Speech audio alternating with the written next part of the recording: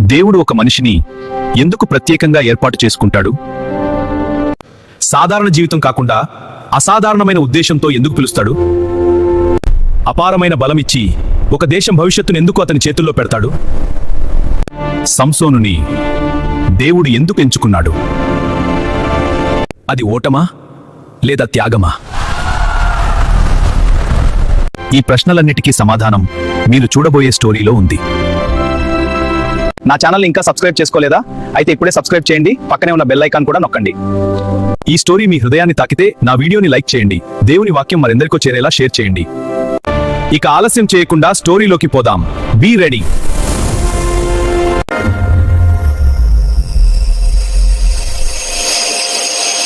ఇజ్రాయేలు దేశం ఒకప్పుడు దేవుని సన్నిధిలో జీవించేది. ఆ రోజుల్లో దేవుని ఉనికి వారి శ్వాసలో ఉండేది.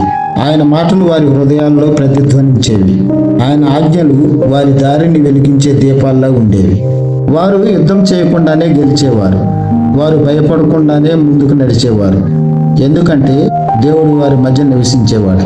కానీ కాలక్రమంలో మనుషుల హృదయాలు మారాయి. వారు దేవుని మాటను మెల్లగా మర్చిపోయారు. తమ ఇష్టాలే ధర్మమయ్యాయి, తమ ఆశలే దేవుడయ్యాయి. దేవుని జ్ఞాపకం మసకబారింది.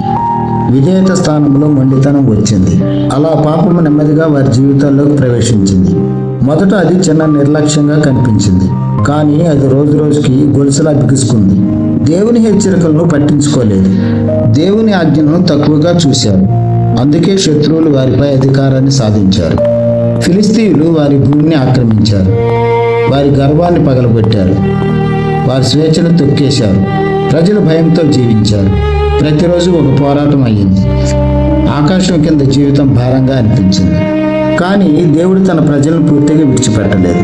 అన్ని చీకట్ల మధ్య ఒక చిన్న వెలుగు ఆయన దాచిపెట్టాడు. ఒక విమోచన వాగ్దానం. దాను గోత్రంలో మనోహ అనే వ్యక్తి నివసించేవాడు. అతని భార్య భక్తురాలు, దేవునిపై నమ్మకం ఉన్న మహిళ. కానీ వారి ఇంట్లో ఒక ఖాళీ ఉంది. సంతానం లేదు. ఆమె ప్రతిరోజు కన్నీళ్లతో ప్రార్థించేది. మనుషులు ఆమెను చూడలేదు. సమాజం ఆమె బాధను అర్థం చేసుకోలేదు. కానీ దేవుడు చూశాడు. దేవుడు విన్నాడు. ఒకరోజు ఆకాశం నిశ్శబ్దంగా తెరుచుకుంది. ఆమె ఒంటరిగా ఉన్న వేళ దేవుని దూత ఆమె ఎదుట నిలిచాడు. ఆమె హృదయం వణికింది. భయం, ఆశ రెండూ కలిశాయి. భయపడవద్దు, నీకు కుమారుడు పుడతాడు.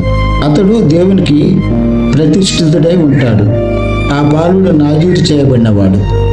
వెంట్రుకలు కత్తిరించకూడదు, మద్యం తాగకూడదు. అతని జీవితం ప్రత్యేకమైనది. ఇజ్రాయేలును విమోచించడమే అతని పని. కాలం గడిచింది. ఆ ఇల్లు సంతోషంతో నిండింది. ఒక బాలుడు పుట్టాడు. అతని పేరు సంసోను. అతని జన్మం ఒక వాగ్దానం. అతని జీవితం ఒక యుద్ధం. అతను పెరుగుతున్నాడు. అతని శరీరం బలపడుతోంది. అతని ఆత్మలో దేవుని పని మొదలైంది. అతని కళ్ళల్లో ధైర్యం, అతని నడకలో శక్తి. ఇది సాధారణ బలం కాదు, ఇది దేవుని బలం. ఒకరోజు సంసోను అడవిలో వెళ్తున్నాడు. అడవి నిశ్శబ్దంగా ఉంది. గాలి మెల్లగా వీచుతుంది. ఒక సింహం దూకింది. దాని గర్జన అడవిని కంపించింది. సాధారణ మనిషి అయితే పారిపోయేవాడు. కానీ సంసోను నిలబడ్డాడు. భయం అతన్ని ఆపలేదు. ఎందుకంటే దేవుని ఆత్మ అతని పైకి వచ్చింది. అతని చేతులతోనే ఆ సింహాన్ని చీల్చేశాడు. ఇది అతని బలం కాదు, ఇది దేవుని బలం. కాలం గడిచింది. విజయాలు వచ్చాయి. శత్రువులు ఓడిపోయారు. కానీ అదే సమయంలో ఒక ప్రమాదం మెల్లగా దగ్గరైంది. సంసోను తన శక్తి మూలాన్ని మర్చిపోయాడు. దేవుని మీద నమ్మకానికి బదులుగా తన మీద నమ్మకం పెరిగింది. అతను తప్పుడు ప్రేమలో పడిపోయాడు. దెలీలా అనే స్త్రీ అతని జీవితంలోకి వచ్చింది. ఆమె మాటలు మృదువుగా ఉన్నాయి, కానీ ఆమె హృదయం మోసంతో నిండింది. ఫిలిస్తీయులు ఆమెను ఉపయోగించారు. సంసోను బలరహస్యం తెలుసుకోవాలని కోరారు.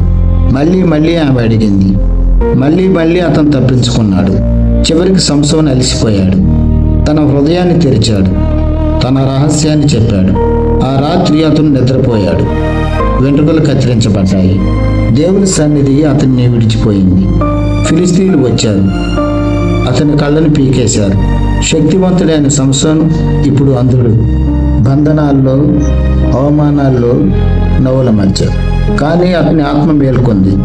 వెంట్రుకలు మళ్ళీ పెరుగుతున్నాయి. అతని హృదయంలో పశ్చాత్తాపం పుట్టింది.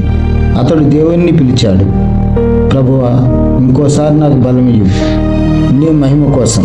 ఫిలిస్తీన్ల మందిరం నిండిపోయింది. వారు నవ్వారు, ఎగతాళి చేశారు. కానీ దేవుడు మౌనంగా ఉన్నాడు. ఇది ఆయన పనిచేసే ముందు నిశ్శబ్దం. సంసోను 2 స్తంభాలను పట్టుకున్నాడు. తన చివరి శక్తిని కూడగట్టాడు. తన జీవితాన్ని సమర్పించాడు. పూర్తి బలంతో నెట్టాడు. మందిరం కూలిపోయింది. శత్రువులు నశించారు. దేవుడు మహిమపరచబడ్డాడు. సంసోను తన ప్రాణం ఇచ్చాడు. ఇజ్రాయేలు విమోచించబడింది. దేవుడు ఇచ్చిన ఉద్దేశం నెరవేరింది. ఈ కథ మనకు ఒక సత్యాన్ని చెప్తుంది. సంసోను దేవుడిచ్చిన వరం పవిత్రమైనది. కోరికల కోసం వాడాడు, దాన్ని నిర్లక్ష్యం చేయకూడదు. కానీ ఆత్మలో దేవునితో నడిచే జీవితం ఎప్పుడూ శక్తివంతమైనది. బలహీనతని దేవుని కోసం ఇదే నిజమైన విజయం. అతడు బలవంతుడే, కానీ ఆత్మలో బలహీనుడయ్యాడు.